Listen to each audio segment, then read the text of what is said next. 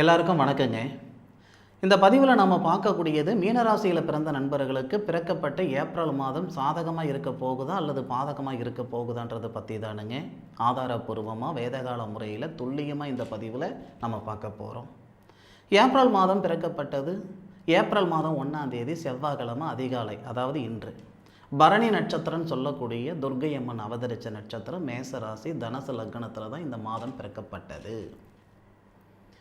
மீன ராசியாதிபதி குரு பகவான் மீன ராசிக்கு 3வது பாவகத்தில் வக்ர நிவர்த்தி பெற்று புத்திரஸ்தானம் சொல்லக்கூடிய சந்திர பகவானுடைய சாரம் வாங்கி ரோகிணி நட்சத்திரத்தில் 4வது பாதத்தில் குரு பகவான் இருக்கார். மீன ராசியாதிபதி மீண்டும் இந்த மாதிரி ஒரு கிரக அமைப்புகள் மீனராசியில் பிறந்தவங்களுக்கு வரணும்னா 30 வருஷம் ஆகணும்.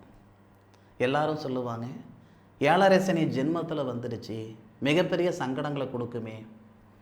சனி பகவான் நாம் செய்த பாவ புண்ணியத்தின் அடிப்படையில் தான் பலன் கொடுப்பார். எல்லாருக்கும் 7.5 சனி வந்துட்டு கெடுத்து பிடிச்சினால சொல்லிட முடியாதுங்க. 7.5 சனி வந்து வாழ்ந்தவங்களும் இருக்கிறாங்க, 7.5 சனி வந்து கெட்டவங்களும் இருக்காங்க. நாம் செய்த பாவ புண்ணியம், செய்ய போகிற பாவ புண்ணியம், இதன் அடிப்படையில் தான் சனி பகவான் பலன் தருவார். மடியில் கணம் இருந்தால் தானுங்க வழியில் பயம். மடியில் கணம் இல்லைன்னா வழியில் பயம் இல்லை பாருங்கள். எதிர்பார்ப்புகள் எல்லாருக்கும் இருந்தாலும் எல்லா நேரத்துலையும் எல்லாருக்கும் இந்த பிரபஞ்சம் சாதகமான பலன் தராது. ஒவ்வொருத்தருக்கும் ஒவ்வொரு தருணத்தில் தான் இந்த பிரபஞ்சம் சாதகமான பலன் தரும். அந்த மாதிரி ஏப்ரல் மாதத்தில் மாத தொடக்கத்திலேயே மிகப்பெரிய கிரக அமைப்புகள் புதனாதித்ய யோகம் சொல்லக்கூடிய மீன ராசிக்கு மட்டுமே புதன் சுபஸ்தானாதிபதியாகவும் திருமணஸ்தானாதிபதியாகவும் வரக்கூடிய ஒரு அமைப்பு. அப்போது மீன ராசியாதிபதி குரு பகவான் திருமணஸ்தானத்தை பார்க்க திருமணஸ்தானாதிபதின்னு சொல்லக்கூடிய புதன் மீன ராசியில் இருக்கார். இது திருமணத்தில் ஏற்படக்கூடிய தடைகள் சரிப்படுத்தும். அதுபோக எல்லாருக்குமே திருமண காரகன், ஆண்களுக்கு திருமண காரகன் அப்படின்னா சுக்கிர பகவான் நம்ம சொல்லுவோம், பெண்களுக்கு செவ்வாவை சொல்லுவோம். நம்ம ராசிக்கு 7வது பாவகத்தை சுக்கிர பகவானுடைய பார்வையும் குரு பகவானுடைய பார்வையும் செவ்வாவுடைய பார்வையும் படக்கூடிய அற்புதமான தருணம். 3 கிரகங்கள் மட்டும் இல்லைங்க, 7 கிரகங்களுடைய பார்வைப்படும். புதனாதித்ய யோகம் மட்டும் கிடையாது, கால சர்ப யோகம் மீனராசி நண்பர்களுக்கு உண்டு. ஏப்ரல் மாதம் 1ஆம் தேதியிலிருந்து ஏப்ரல் மாதம் 13ஆம் தேதி இல்லை, ஏப்ரல் மாதம் முழுவதுமே கால சர்ப யோகம் உண்டு. இதில் பிரதானமாக ரொம்ப சிறப்பாக இருக்கிறது ஏப்ரல் 1ஆம் தேதியிலிருந்து ஏப்ரல் 13ஆம் தேதி வரை. அது என்ன சார் கால சர்ப யோகம் அப்படின்னா, ராகு கேதுக்குள்ளார எல்லா கிரகங்களும் இருக்கிறதுங்க. இது நிறைய பேருக்கு தெரியப்படுத்தியிருப்பாங்க ஜோதிடர்கள். மீனம் அப்படின்னு சொல்லக்கூடிய ராசி வந்துங்க காலச்சக்கரத்துக்கு 12வது ராசிங்க. மீன ராசியில் பயணிக்கக்கூடிய கிரக அமைப்புகள் சூரியன், புதன், சுக்கிரன், சனி, ராகு, 5 கிரகங்கள். மீனராசிக்கு 2வது பாவகத்தில் புத்திரஸ்தானாதிபதி சந்திரன், அதுக்கு அர்த்தம் அப்புறம் சொல்கிறேனுங்க. 3வது பாவகத்தில் குரு, 4வது பாவகத்தில் செவ்வாய், மீனராசிக்கு 7வது பாவகத்தில் கேது. அப்போ எல்லா கிரகங்களும் ஒரு பக்கம் ராகு கேதுக்குள்ளார அடக்கும். கால சர்ப யோகம். மீனராசிக்கு 5வது பாவகம்னா அதுதானுங்க புத்திரஸ்தானம். சில பேருக்கு எதிர்பார்ப்புகள் இருக்குதானே செய்யுது. புத்திர பாக்கியத்தில் சங்கடம் இருக்குதே, போகாத கோவில் குளமா, செய்யாத பரிகாரமா, பார்க்காத வைத்தியமா, இது வரைக்கும் குழந்தை பாக்கியம் தங்கலியே என்ற சங்கடங்கள் நிறைய நண்பர்களுக்கு இருக்குதானே செய்யுது. காலமும் நேரமும் சரியாக இருந்தால் இந்த பிரபஞ்சம் நமக்கு என்ன செய்யணுமோ அதை செய்துட்டு போயிடும். மீன ராசிக்கு 5வது பாவகத்துக்கு அதிபதி புத்திர ஸ்தானாதிபதி நட்சத்திரத்தில் குரு பகவான் புத்திர காரகன் இருக்க, புத்திர ஸ்தானாதிபதின்னு சொல்லக்கூடிய சந்திரனுக்கு செவ்வாய் வீடு கொடுத்து, சுக்கிர பகவான் நட்சத்திரம் கொடுத்து, காலச்சக்கரத்துக்கு 2வது பாவகன் சொல்லக்கூடிய குடும்பஸ்தானத்தில் புத்திரஸ்தானாதிபதி இருக்கிறார்.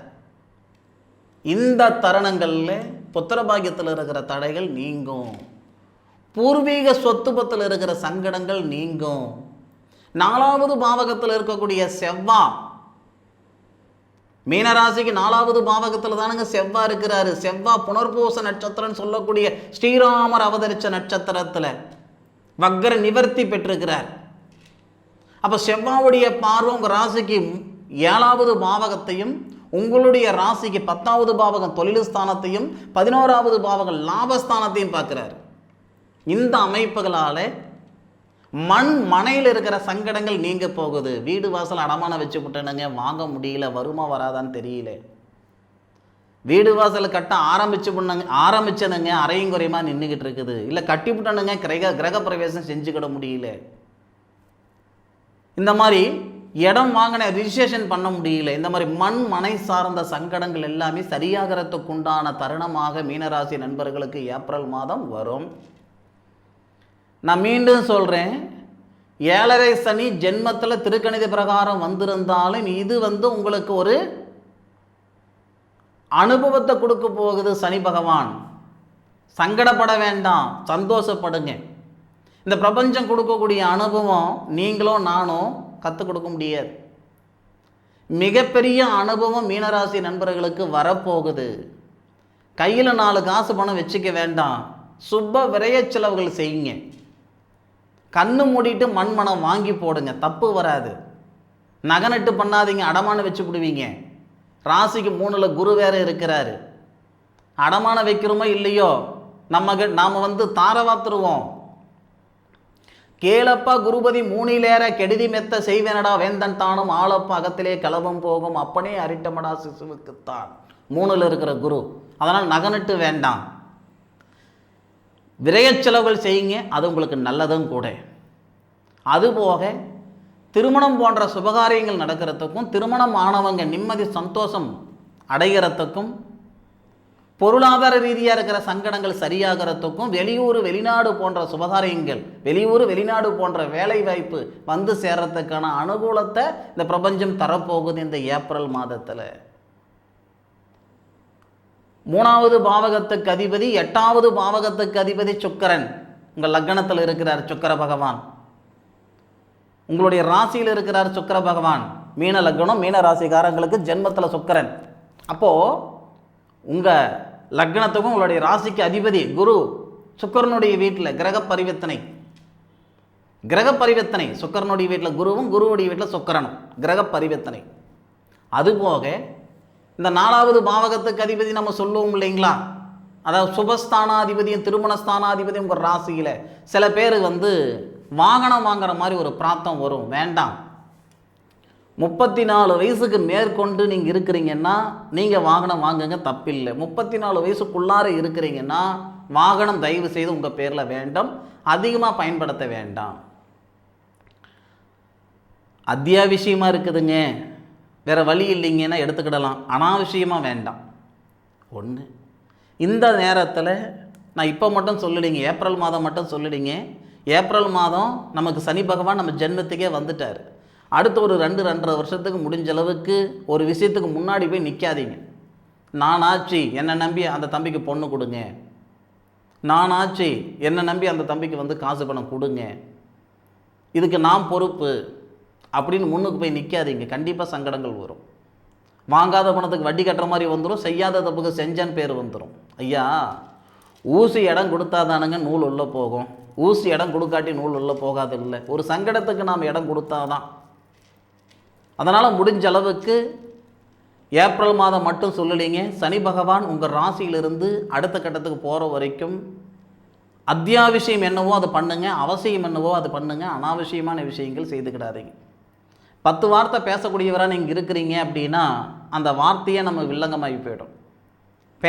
பேசாதது பேசணுன்றெல்லாம் வந்துடும். அதனால் 10 வார்த்தை பேசுகிற இடத்துல 4 வார்த்தை பேசுங்க. ஏப்ரல் மாதம் உண்மையில் உங்களுக்கு சாதகமாக இருக்குது, எந்த சங்கடம் பெருசாக நடந்துடாது. அதுவும் ஏப்ரல் மாதம் 27ஆம் தேதி வரைக்கும் இன்னொரு பிராப்தம் வேறு இருக்குது. ஏப்ரல் 1ஆம் தேதியிலிருந்து ஏப்ரல் 13ஆம் தேதி வரைக்கும் புதனாதித்ய யோகம். ஏப்ரல் 1ஆம் தேதியிலிருந்து ஏப்ரல் 27ஆம் தேதி வரை உங்கள் ராசியில் வந்த சனி பகவானுக்கு உங்கள் ராசிநாதன் குரு வீடு கொடுத்தது மட்டும் இல்லை, நட்சத்திரமும் கொடுக்குறாரு. புரட்டாதி நட்சத்திரம் சொல்லக்கூடிய குபேரர் அவதரிச்ச நட்சத்திரம், குரு பகவானுடைய நட்சத்திரம்.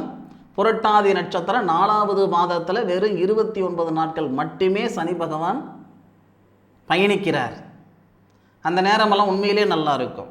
குருமார்கள் அப்படின்னா குருகுலத்தில் பணிபுரியறவங்களாக இருக்கட்டும். குருகுலம்னா பள்ளிக்கூடங்க, மாதா பிதா குரு தெய்வம் சொல்லுவோம் இல்லைங்களா.